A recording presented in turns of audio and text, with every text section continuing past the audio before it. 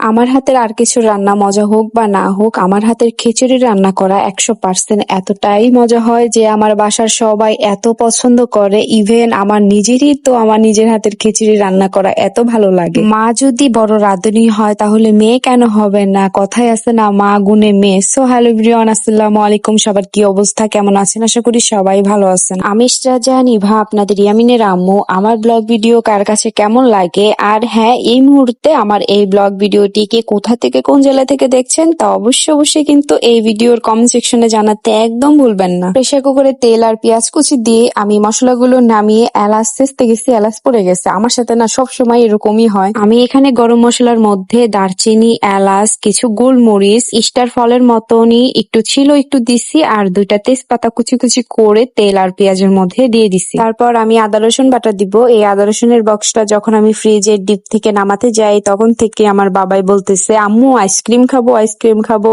কি খুশি আমার বাবাই আইসক্রিম খাবে বলে। যখন আমি রান্নাঘরে এসে এই আদা রসুনের বক্সের মুখাটা খুলে দেখাই যে এটা কি, তখনই বলে, ও এটা আইসক্রিম না, এটা আদা রসুন। আমার আম্মু নতুন আইসক্রিমের বক্সে আদা রসুন বাটা রেখে দিয়েছে। আমার বাবাই কি ভাববে যে এটা আইসক্রিম। আমি তো প্রথমে ফ্রিজ খুলে ভাবছিলাম যে এটা আইসক্রিম। আচ্ছা যাই হোক, পেঁয়াজ আর আদা রসুন বাটাটা ভাজা হয়ে গেলে এর মধ্যে আমি পরিমাণ মতন একটু পানি দিয়ে নিব, যেন আমি মশলাটা কষাতে পারি। এরপর আমি এক এক করে মশলাপাতি গুলো দিয়ে দিব।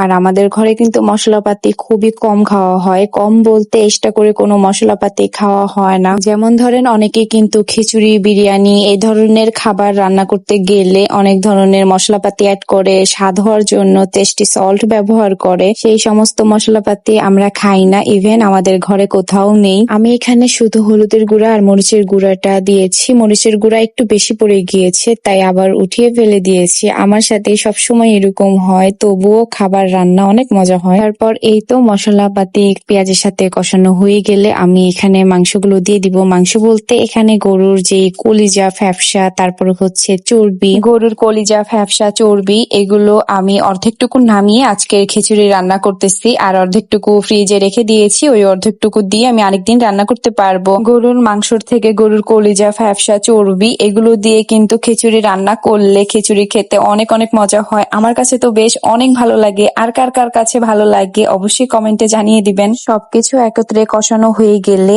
এরপর আমি পরিমাণ মতন জিরার গুঁড়া দিয়ে দিব। জিরার গুঁড়া দিয়ে একটু নাড়াচাড়া দিয়ে তারপরে হচ্ছে আমি লবণটা চেক করে নিব যে লবণটা ঠিক আছে কিনা। তারপর আমি এক পিস খেয়েও দেখলাম যে কেমন হয়েছে। মাশাআল্লাহ, অনেক মজা হয়েছিল।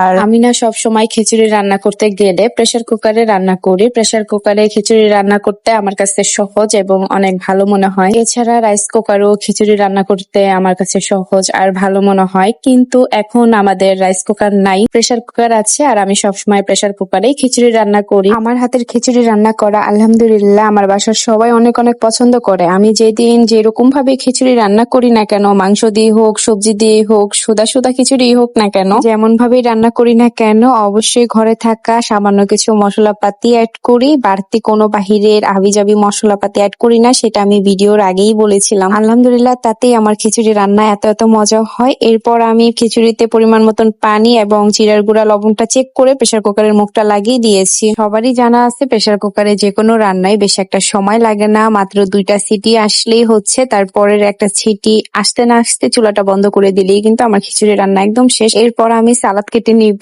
সালাদ গুলো আমি কেটে নিয়েছি, শসা, টমেটো, একটা পেঁয়াজ। এখানে আমি কাঁচামরিচ দেই নেই, কারণ আমার বাবাই খাবে আর আমার বাবাই ঝাল একদম খেতে পারে না। শসা, টমেটো, পেঁয়াজ, কাঁচামরিচ এভাবে কুচি করে লবণ দিয়ে সালাদ মাখিয়ে খেতে আমার কাছে অনেক অনেক ভালো লাগে। আর কার কার কাছে ভালো লাগে। এরপর আমি আমার অনিককে বাসায় আসার সময় 7 আপ আনতে বলেছিলাম, তবে ছোট 7 আপের বোতল আনতে বলেছিলাম। সে এত বড় 2 লিটারের 7 আপ আনছে। আমার কিন্তু খিচুড়ি রান্না করতে বেশি একটা সময় লাগেনি। খিচুড়ি হওয়ার পরে টেবিলে এনে আমি সবার জন্য খিচুড়ি বেড়ে নিয়েছি, তারপর সবাই একসাথে মিলে খেতে বসে গিয়েছি। আচ্ছা যাই হোক, আমার পেজটাকে এখনো যারা যারা ফলো করো নাই তারা অবশ্যই ফলো করে দিও। আর আমার ইউটিউব চ্যানেলও কিন্তু আছে, ইভা ব্লগ ইউটিউব চ্যানেল, অবশ্যই কিন্তু সাবস্ক্রাইব করে দিও তো। আর এরপরে হচ্ছে আমরা 7 আপ খেলাম, আমি সবার জন্য 7 আপ বেড়ে নিলাম, আমরাও খেলাম। সো আজকের মতন ভিডিওটা আমি এখানে শেষ করছি। সেই পর্যন্ত সবাই ভালো থাকো, সুস্থ থাকো আর আমাদের জন্য দোয়া করো। আল্লাহ হাফেজ।